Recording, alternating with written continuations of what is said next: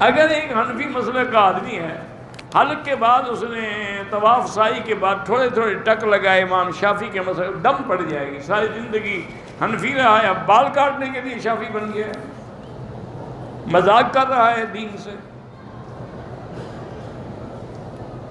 حضور کا جنازہ پڑھا ہی نہیں کیا تو جنازہ کون پڑھاتا؟ تو صحابہ جاتے تھے اندر درود شریف پڑھ کے باہر جاتے۔ جنازہ تو اس کا پڑھا جاتا ہے جس کے لیے دعا کی جائے گناہ بخشنے کی۔ حضور تو معصوم تھے، ان کے جنازے کا کیا مطلب؟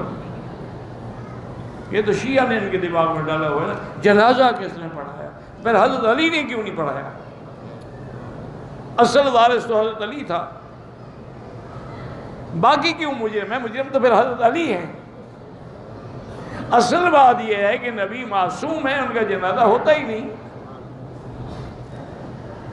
ایک مولوی صاحب کہہ رہے تھے کہ اگر نماز میں وسوسے آئیں تو بائیں دفعہ 3 دفعہ تھوک دیں تو انشاءاللہ نماز نہیں رہے گی، باقی سب خیریت۔ وہ تو حدیث میں ہے کہ اگر رات کو کوئی برا خواب دیکھو اور نیند کھل جائے، اب بائیں طرف 3 دفعہ لا حول ولا قوت ابھی پڑھو اور تھوک دو اور کروٹ بدل کے سو جاؤ، کسی کو نہ بتاؤ، کوئی نقصان نہیں ہوگا۔ یہ تھوڑا کہ نماز میں تھوکتے رہو۔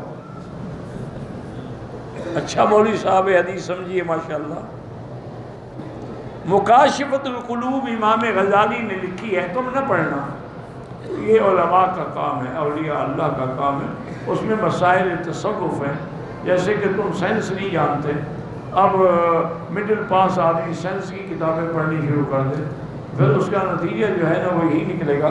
ایک آدمی نے تازہ ماشاءاللہ وہ حساب کا جو ہے نا جی کتابیں پڑھی، اور ایک نہر کے کنارے آ کے بیٹھا تو ایک بندہ بیٹھا ہوا تھا، اس سے پوچھا کہ بھئی اس کا پانی جو ہے، اس نے کہا جی ابتدا میں یہ 5 فٹ ہے، آگے 10 ہے، پھر آگے جا کے 20 فٹ ہو جاتا ہے۔ اس نے کہا اچھا پھر اوسط حساب سے تو 5 فٹ ہی ہوا نا، چل پڑا، ڈوب گیا الحمدللہ۔ حساب لگا رہا تھا نا، تم بھی ایسا حساب نہ لگانا، انشاءاللہ ہدایت کے بجائے پہلا کام بھی چلا جائے گا۔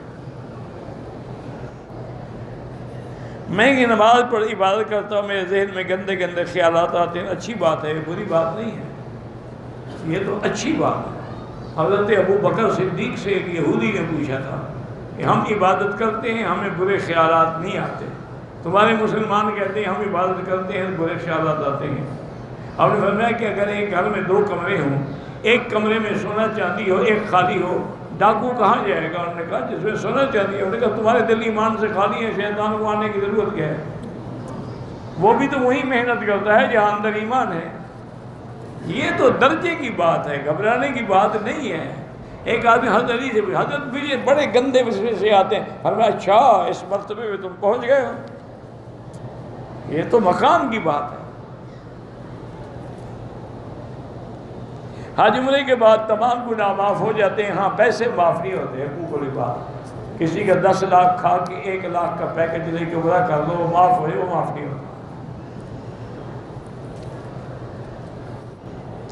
دعا کریں کہ پاکستان میں لوگ، بچے، نوجوان جو ہیں وہ نشے میں مبتلا ہو رہے ہیں، اللہ پاک ان کی حفاظت فرمائے، کیونکہ وہاں تو شیطان ننگا ناچ رہا ہے، طاغوت اس نے ہر وہ برائی عام کر دی ہے جو کبھی سوچ بھی نہیں سکتا تھا۔ ایمان سے کہیں آپ کی 70 سال عمر ہے، کبھی سنا تھا کہ بدبخت 8 سال کی لڑکی سے زنا کریں گے، 6 سال کی لڑکی سے زنا کریں گے، کبھی سن، اور پھر وہ مر جائے، پھر بھی درندے کو رام نہیں آیا۔